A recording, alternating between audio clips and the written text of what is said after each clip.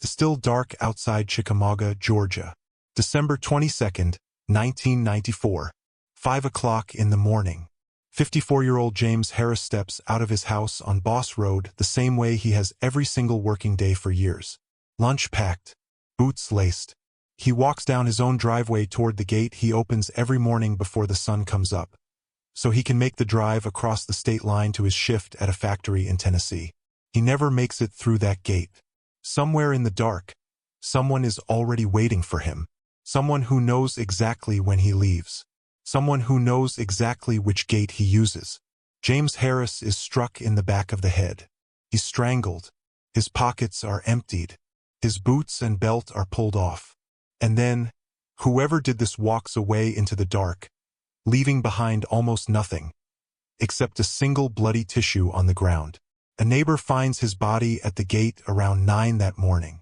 For the next 26 years, that killer will go to work, raise a life, sleep at night, and quietly believe he got away with it.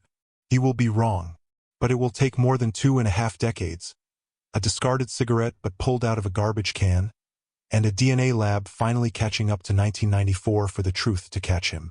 This is the story of how James Harris's own coworker, a man who clocked in beside him, who knew his schedule better than almost anyone alive, walked free for 26 years before a piece of trash in his own driveway finally spoke his name.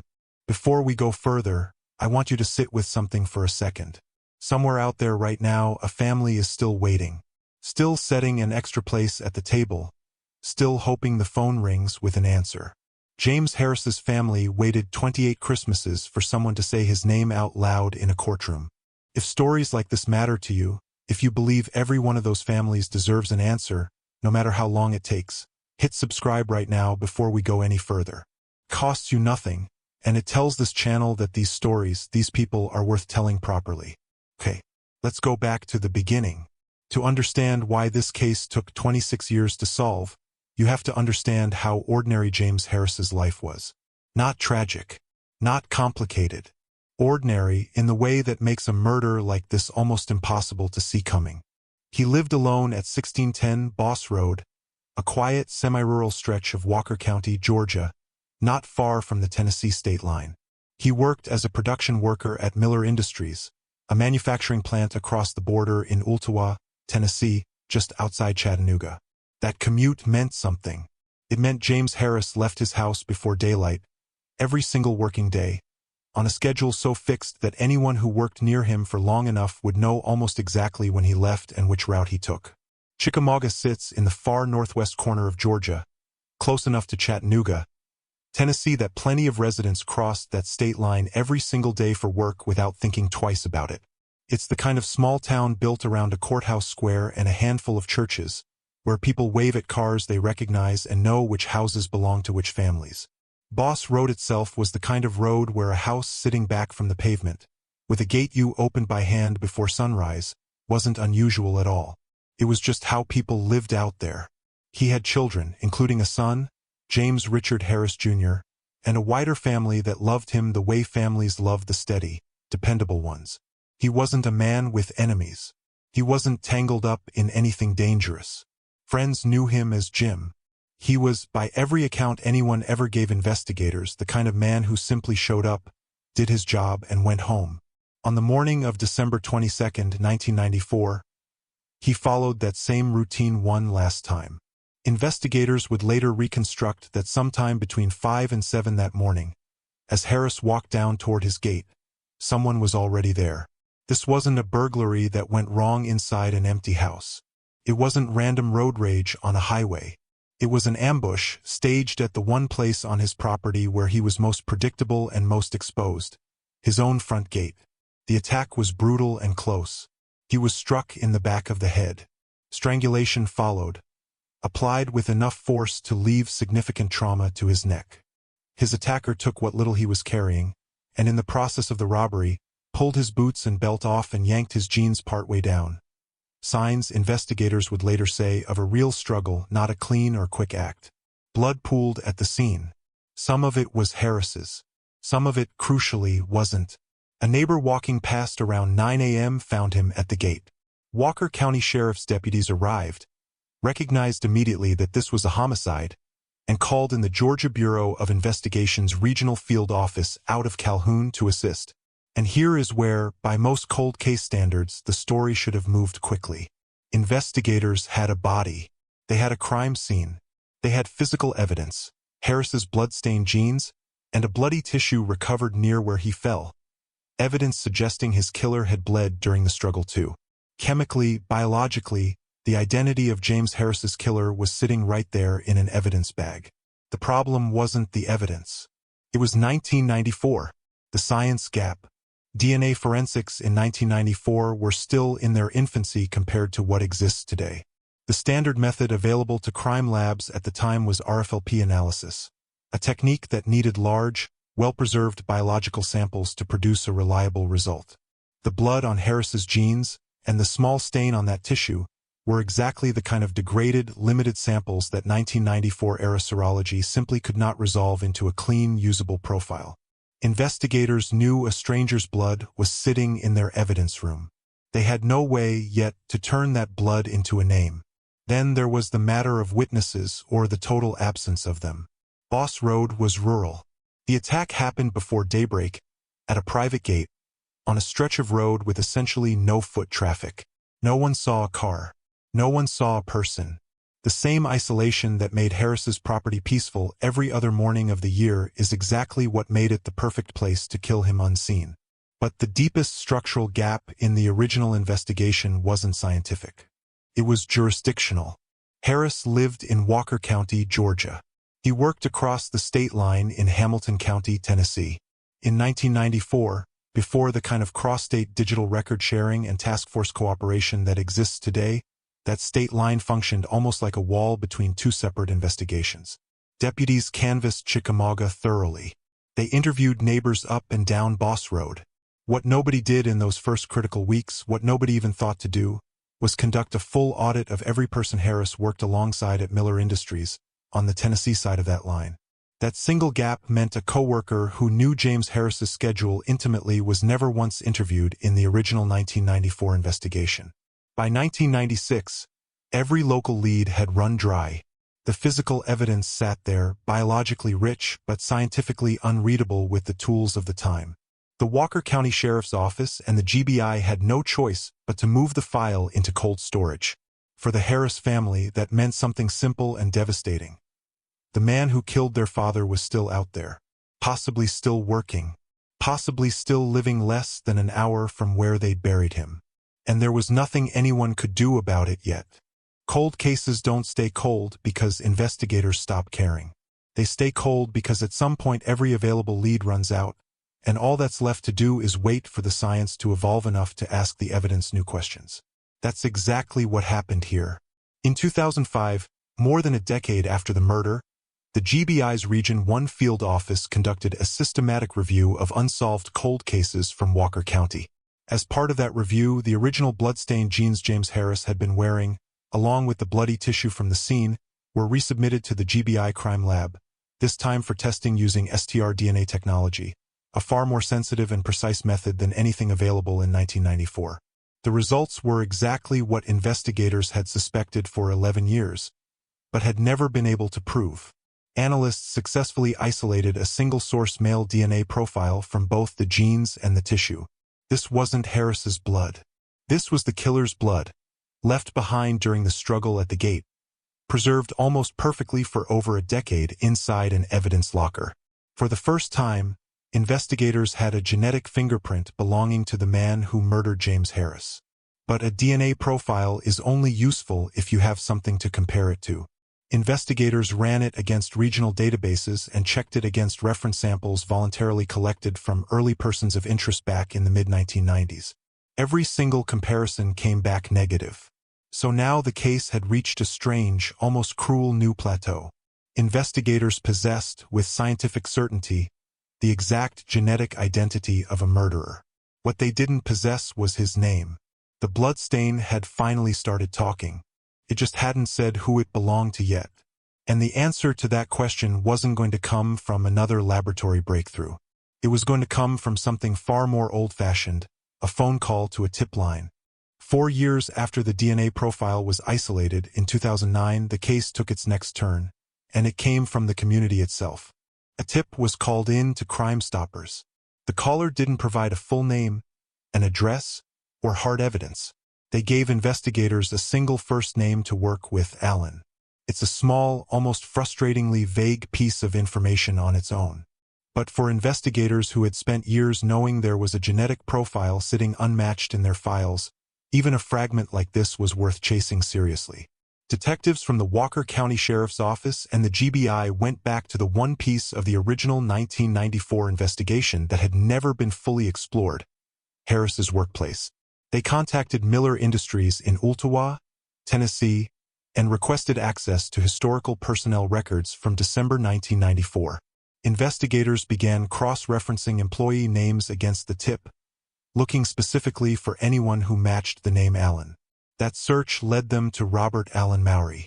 Mowry had worked at Miller Industries at the exact same time as Harris. He had never been interviewed in the original 1994 investigation, a direct consequence of the jurisdictional gap that had let cross-border employees slip through the cracks 15 years earlier. But when investigators pulled his time card records from the morning of December 22, 1994, they found something that made him impossible to ignore. Mowry had arrived late for his shift that morning, unexcused, uncharacteristically, and the timing lined up almost precisely with the estimated window of the murder, just miles away on the other side of the state line. For the first time in 15 years, investigators had a name attached to a timeline that fit. They had a motive potential through his connection to Harris. They had a DNA profile sitting in a lab file waiting for a match. Every piece except one was now in place. They did not have his DNA. This is, in some ways, the most agonizing chapter of the entire investigation. Not because nothing was happening, but because investigators now knew almost certainly who they were looking at and still could not act. Identifying Robert Allen Mowry as the primary investigative target in 2009 was not the same thing as having enough legal grounds to compel him to give a DNA sample. A late time card and a partial tip line name, no matter how compelling to detectives, did not rise to the level of probable cause required for a search warrant. Without a direct comparison sample from Mowry, there was no legal way to confirm the match to the 2005 crime scene profile. And without that confirmation, there was no way to arrest him. So the case entered a strange holding pattern. Mowry was, by all appearances, living a completely normal life. Records show he resided in Tennessee, in locations including Tullahoma and later Nashville. He wasn't on the run. He wasn't hiding in any obvious sense. He simply existed year after year, on the other side of a legal threshold that investigators could see, but not yet cross. Between 2009 and 2020, investigators maintained what can only be described as patient, low-profile intelligence work, watching, waiting, looking for the moment when they could legally close the gap between we believe it's him and we can prove it's him. Think about what that decade actually looked like from the outside. In Walker County, Georgia, a family kept a case file open in a drawer that nobody was allowed to close. Investigators kept a name on a whiteboard they couldn't act on. Every year that passed, evidence technicians made sure that genes and that tissue stayed exactly as they needed to stay. Properly stored, properly logged, ready for the day the law finally allowed them to be used. Meanwhile, across the state line, Robert Allen Mowry got up in the morning. He went to work. He came home. Nothing about his daily life would have told a stranger that he was, at that very moment, the single most watched unnamed suspect in a 2-decade-old Georgia homicide. That's the part of these cases that's hardest to sit with. Not the 11 years it took, but the ordinariness of what those 11 years looked like for the man investigators believed had done it. No hiding, no running, just Tuesdays. In 2018, that gap started to close. A GBI special agent called Robert Mowry directly to talk about the murder. Mowry told the agent he'd already been interviewed years earlier. That wasn't true. He had never been interviewed, not once, not in 1994, not since. And when investigators asked him for a DNA sample voluntarily to clear his name if he truly had nothing to hide, Mowry refused. Think about that for a second. A man is called out of nowhere about a murder that happened almost a quarter century earlier. And instead of saying, "Of course, test me, I have nothing to hide," he lies about already being cleared, and then he refuses. That single moment tells you almost everything about what was coming. If this case is pulling you in the way it pulled in investigators for 26 years, do me a favor and drop a comment below with just one word: refused. So I know you caught that detail too. It helps this video reach more people who care about cases like James Harris's. And if you haven't already, this is a good moment to hit that subscribe button, because what happens next is the part investigators waited over a decade to be able to do. In 2020, the case that had quietly outlived one generation of investigators became the focus of a full multi-agency task force. This wasn't a single detective working a hunch anymore. It was the Georgia Bureau of Investigation, the Walker County Sheriff's Office, the Tennessee Bureau of Investigation, the Tullahoma Police Department, the Coffee County Sheriff's Office, and the Metropolitan Nashville Police Department, 6 agencies across 2 states, all coordinating around one shared objective. The plan was straightforward in concept and painstaking in execution. Put Robert Allen Mowry under surveillance in Tennessee and legally recover something he had already thrown away, something ordinary, something that would carry his DNA without ever requiring his knowledge or his consent. They found it in his garbage can. A cigarette butt, discarded like thousands of others before it, pulled from Mowry's own trash and submitted to the GBI crime lab for comparison against the male DNA profile that had been sitting in storage since 2005. The profile lifted from Harris's blood-stained jeans, and from that single bloody tissue found beside his body back in 1994. The result was a direct, confirmed match, 1 in 3 quadrillion. 26 years after Robert Allen Mowry left a piece of himself behind at a rural Georgia gate, that same genetic evidence identified him with scientific certainty. On September 4, 2020, at 10 o'clock at night, special agents with the Tennessee Bureau of Investigation arrested Robert Allen Mowry in Nashville. He was 50 years old. He had been 24 at the time of the murder, a young co-worker with intimate knowledge of Harris's schedule, who had simply gone home, kept working, and built an entire adult life in the decades that followed, all while the tissue paper he dropped at a crime scene sat waiting in an evidence room for technology to catch up. I want to pause here because this is the part of these stories that gets me every time. Robert Mowry spent 26 years building a life, a home, a routine, whatever piece he thought he'd earned, while James Harris's family didn't get to build anything at all. They got 26 years of not knowing. If you're the kind of person who believes that gap, that imbalance matters, that it's worth documenting, worth remembering, worth talking about, share this video with one person who'd appreciate a case like this. That's it, that's the ask. It's how stories like James Harris's stop being forgotten. Now let's get to the trial. The arrest closed one chapter. But for the Harris family, and for the state of Georgia, there was still one more step required before this could truly be called justice. A jury had to hear the evidence and decide. Robert Allen Mowry was indicted in Walker County Superior Court under the Lookout Mountain Judicial Circuit, and the case landed in the hands of the newly formed LMJC Cold Case Unit. Pretrial proceedings dragged on for more than 2 years. The case finally reached trial in late November of 2023, 29 years, almost to the month, after James Harris walked down his own driveway for the last time. Over 7 trial days, Assistant District Attorneys Deanna Reisman and Alan Smith laid out for the jury a case built almost entirely on physical science and paper records. They called forensic scientists from the GBI crime lab to walk the jury through exactly how the DNA match had been made, from the original 1994 bloodstains, to the 2005 retesting, to the cigarette butt pulled from a garbage can in 2020. They called former co-workers from Miller Industries. They called neighbors from Boss Road who still remembered the morning the body was found. And they called law enforcement officers from both Georgia and Tennessee to walk the jury through how a single name whispered into a tip line in 2009 had finally, 11 years later, connected to an irrefutable genetic match. By the time he sat in that courtroom, Robert Allen Mowry was 53 years old. Only 1 year younger than James Harris had been on the morning he died. For 7 days, he listened as scientist after scientist, co-worker after co-worker, walked the jury back through a morning most of them could still describe in specific, unshaken detail almost 30 years later. The tissue, the jeans, the time card, the cigarette butt. 3 decades of patience laid out, piece by piece, in front of 12 people who would decide, in the end, whether all of it added up to certainty. Mowry pleaded not guilty and maintained that plea throughout. But against a single-source male DNA profile, isolated from the victim's own clothing, and matched directly to a covertly collected sample with odds of 1 in 3 quadrillion, there was very little room left to argue coincidence. On Wednesday, December 6, 2023, the Walker County jury returned its verdict, guilty of felony murder. Superior Court Judge Don Thompson didn't delay. Mowry was sentenced immediately to life in the custody of the Georgia Department of Corrections. The people who lived with this case for years, not months, didn't hold back when it was finally over.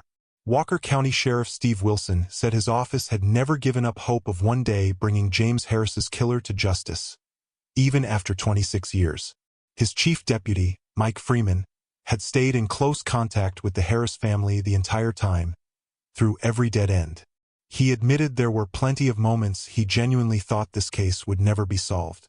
When the arrest finally came, he said, the family's emotions were mixed, reopening a wound they'd carried for decades. But mostly, he said, they were happy. He called it the answer to a lot of prayers. Even the GBI agent who helped crack the case put it plainly. After working as many homicides as he had, he knew that blood left behind at a scene like that had to belong to whoever did it. It was just a matter of getting to a point where the law would let them prove whose blood it was. 29 years after James Harris walked down his own driveway for the last time, the case bearing his name was finally closed. Lori Murphy, James Harris's daughter, said this would be the family's first Christmas with real closure. It's great to have justice prevail after so long, she said. It doesn't bring him back, but it does help the family to heal. Lookout Mountain Judicial Circuit District Attorney Clayton Fuller put it simply outside the courthouse. For 28 Christmases, the Harris family had carried the pain of not knowing who killed their father.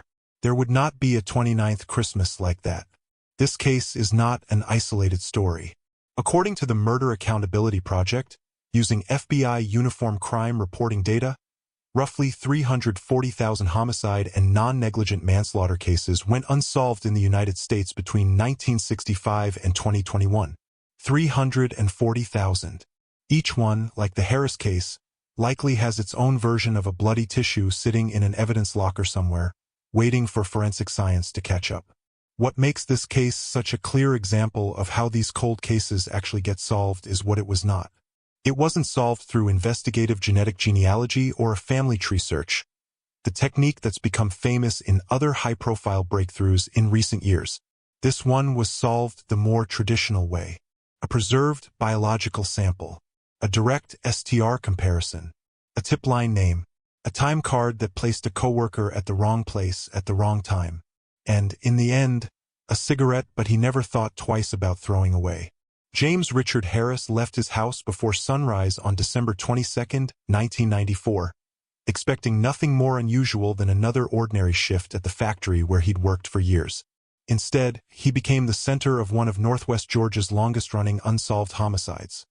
A case that outlasted the technology that eventually solved it, outlasted a 15-year silence after a single tip-line word, and outlasted 11 more years after investigators already knew a suspect's name but couldn't yet prove it. What finally closed the case wasn't luck. It was patience. The patience of a crime lab that kept revisiting old evidence with new technology. The patience of investigators who couldn't act on a name for over a decade. And the patience of a family who waited 29 years to hear the word guilty spoken out loud in a Walker County courtroom. Robert Allen Mowry is now serving a life sentence for a murder he likely believed, for over 2 decades, he had gotten away with. He was wrong. And the piece of evidence that finally proved it was something he probably never even remembered throwing away. There's a version of this case where the technology never catches up, where the state line stays a wall forever, where a tip line never rings, where a man throws away a cigarette but in a garbage can nobody ever thinks to search. That version of this story exists for hundreds of thousands of families across this country right now. It's the quiet, terrible math behind every one of those 340,000 open case files, that most of them are still waiting for their version of 2005, their version of a name whispered into a phone, their version of a Friday night arrest in a Nashville parking lot. James Harris got his. Took 29 years. But he got it. If you made it this far with me, thank you, genuinely. These aren't easy stories to sit with, but I believe they're worth telling right, with the facts straight and the people at the center treated like people, not plot points. If this channel is the kind of place you want to keep coming back to for cases like James Harris's, subscribe, turn on notifications, and tell me in the comments which case you think deserves the same treatment next. Every one of these families is still waiting for someone to say a name out loud. I'll see you in the next one.